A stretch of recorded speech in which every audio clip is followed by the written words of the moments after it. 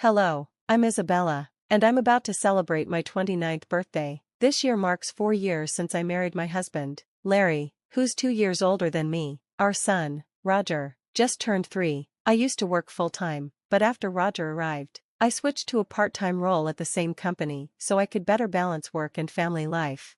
From the beginning of our relationship, Larry was always straightforward and confident, but since we got married, I've noticed a more dominant side to him. Larry has a younger sister, Rachel, who's 10 years his junior, 22 years old. Their age gap seems to have fostered an overly indulgent attitude toward her, and while it didn't bother me much before we married, things have started to change since then. Rachel's visits, once charming, have become frequent and unannounced. She often arrives empty-handed, expecting hospitality without any regard for us, and, when she does visit, Larry expects me to serve her without question. She speaks to me as if I'm invisible, addressing Larry with a casual, "Hey, brother, I'm here again." Despite not planning for extra guests, I find myself serving dinner to Rachel and Larry. Larry, instead of showing any understanding, criticizes me in front of her, insisting that I should have been more thoughtful. Though Rachel apologizes in words, it's clear she relishes the preferential treatment from Larry. After dinner, they leave the table a mess and move to the living room, leaving Roger and me largely ignored, treated more like staff than family. One evening, just as Roger and I were about to take a bath, Larry interrupted loudly, demanding I go out and buy a gâteau for Rachel, because she wanted it right now, despite it being late. Reluctantly, I agreed, taking Roger along with me to the shop. While we were out, I overheard Larry and Rachel criticizing me, questioning Larry's decision to marry me. Roger, though too young to understand fully, sensed the tension. To lighten the mood, I asked him about the gâteau, and his excited choice, a fruit-covered one, helped distract us from the discomfort. We managed to find both the gâteau Rachel wanted and the one Roger picked just before the shop closed. When we returned and served them, Rachel pointed at Roger's special gâteau and claimed it for herself. Before I could respond, Larry took it from Roger and handed it to Rachel, dismissing Roger's protests. Larry justified his action by saying he'd paid for the gâteau, so he had the right to decide who gets which one. At that moment, I couldn't hold back any longer. I voiced my frustration loud and clear. Larry responded by threatening divorce. Roger, who had been crying, tried to ease the tension by saying, "Mom, I love gâteau with strawberries too. It's delicious." As he ate a piece of the gâteau meant for Rachel, seeing Roger suffer was too much for me. I quickly moved him to another room where he could enjoy his gâteau in peace. In the other room, I could hear Larry apologizing to Rachel, regretting his behavior, but I stayed silent, choosing to focus on Roger's well-being. Watching him happily eat his gâteau was a small comfort. Afterward, we decided to take a late bath and sleep in Roger's bed. The next morning, as I prepared breakfast, I was shocked to hear Roger crying. His cherished piggy bank, a gift from my father, had been broken, and all the money he had saved was gone. Roger, who always said goodnight to his piggy bank, was devastated. When I confronted Larry, he casually mentioned that Rachel had taken the money because she needed some cash. Holding my crying, trembling son, I felt his pain deeply. I cried with him. It was heartbreaking to see Larry put his sister's needs above our son's. Driven by anger and sadness, I confronted Larry more directly than ever before. Breaking my usual practice of avoiding arguments in front of Roger, I demanded an explanation. Without a word, Larry went to the bedroom and returned with something that took my breath away: divorce papers. I was completely shocked when I found the hidden divorce papers Larry had prepared in secret, his anger clear in every gesture. Without a word, he thrust the papers at me and stormed out, slamming the door behind him. Standing there, holding Roger in my arms, the weight of our family's struggles finally hit me. Roger, who had always remained quiet about the tension between Larry and Rachel, reached his breaking point. Since the night before, he'd been crying, and the sight of his distress was too much for me to bear. I suggested we skip daycare for the day, and his loud, enthusiastic yes, accompanied by a faint smile, told me everything I needed to know. We both needed a break, so we dedicated the day to playing and bonding. Roger, beaming with joy, grabbed a picture book from the shelf, climbed into my lap, and announced, "Mama is the teacher at the nursery, right?" His innocent remark and angelic expression melted my heart, and in that moment, I decided to make the day even more special by taking the day off work. Though it might cause some inconvenience, my colleagues understood and gave me the time off.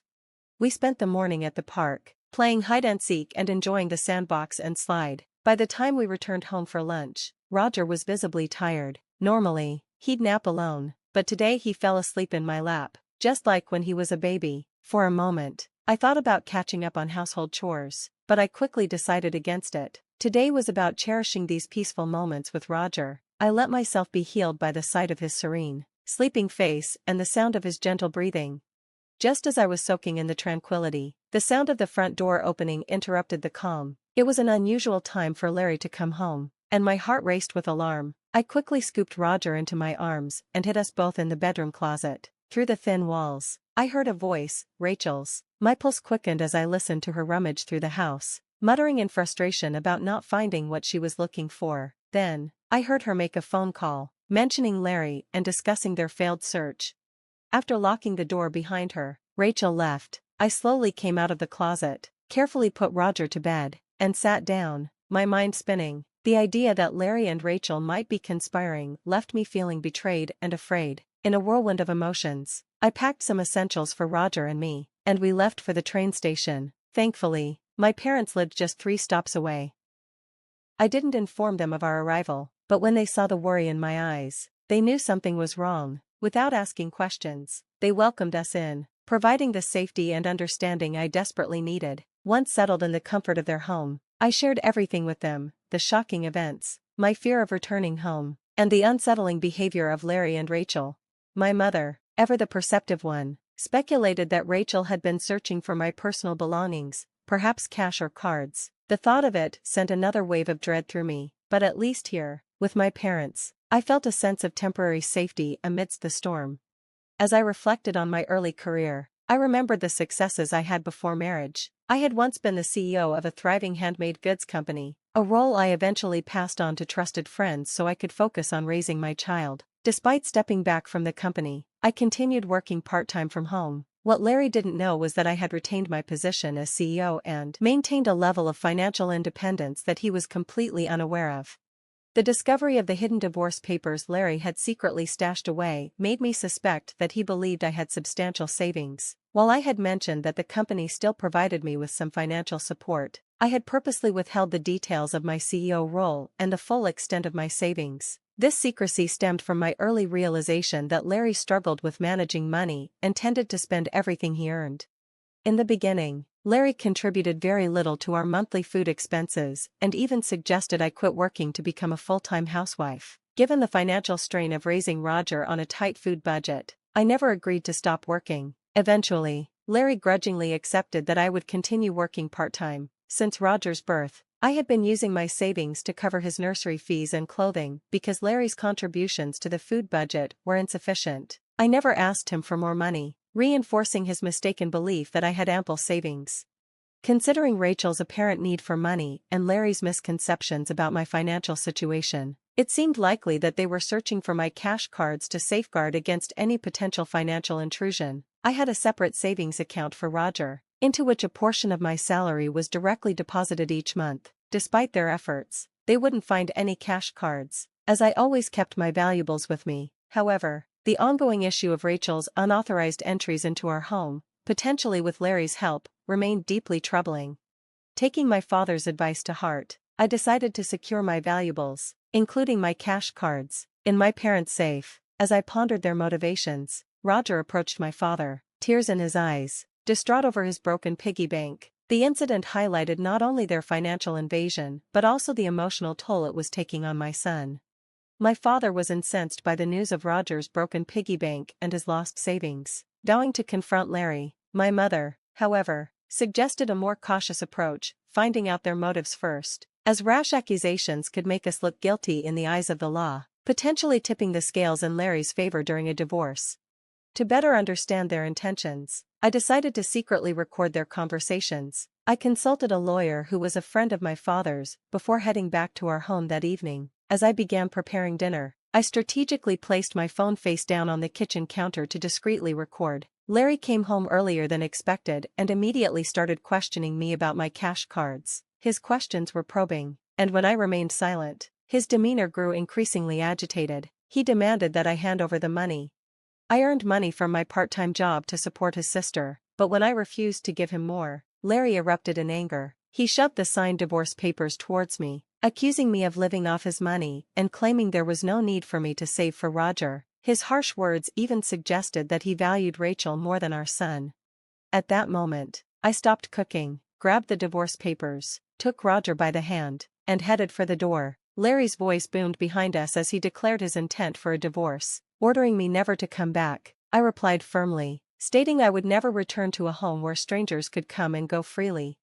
Once outside, I received numerous messages and calls from Larry, all of which I ignored. I turned off my phone and sought refuge at my parents' house. There, I shared the recording and the divorce papers with them. While I confessed that I no longer had any love or affection for Larry, my primary concern was for Roger. My parents, fully supportive of whatever decision I felt was best, acknowledged the potential emotional impact a divorce could have on him. As we discussed these heavy matters, Roger, unaware of the full extent of the situation, mentioned he was hungry. Seeing my distress, my mother kindly stepped in to make burgers, his favorite meal. Overwhelmed by emotions and grateful for the supportive environment my parents provided, I couldn't hold back my tears as my mother served Roger his meal with a warm, reassuring smile.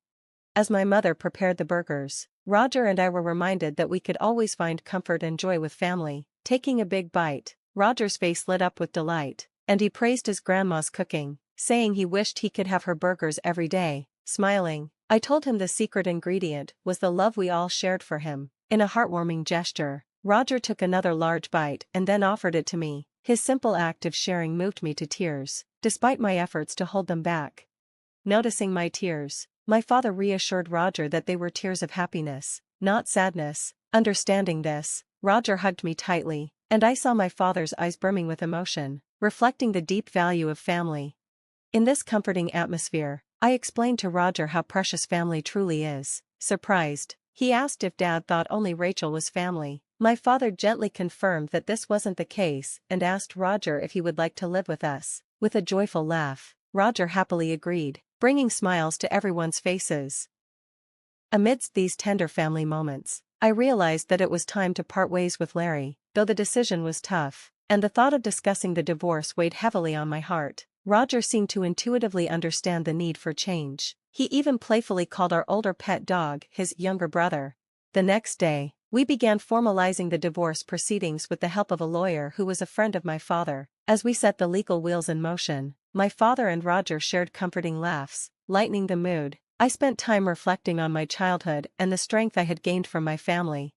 The following day, I checked my phone and found it overwhelmed with over 180 calls and messages from Larry, revealing his emotional turmoil. Exhausted by the barrage and needing clarity, I turned off my phone. With the lawyer's assistance, we explained the entire situation to my parents, uncovering that Rachel had accumulated significant debt due to a gambling and shopping addiction, further complicating the already strained family dynamics.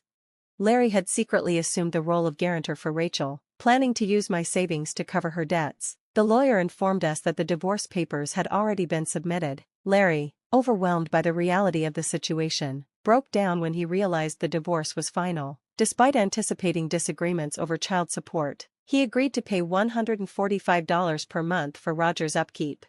In a later conversation, Larry's tone was markedly calmer. He admitted to his financial manipulations and shared his complicated feelings about his responsibilities toward Rachel. I remained firm in my decision to move forward without reconsideration. As I heard his faint sobbing, he wished me happiness before ending the call. Resolute, I discussed future plans with my parents and decided it would be best for Roger and me to stay with them until he was older. I resumed my full-time role as president of the company, reaffirming my commitment to a stable and secure future for myself and my son. Later, I learned that Larry and Rachel had explained the situation of the divorce and Rachel's debts to their parents, leading to their disownment. Today, I find immense joy and peace in being surrounded by my loving family, far removed from the turmoil of my past with Larry.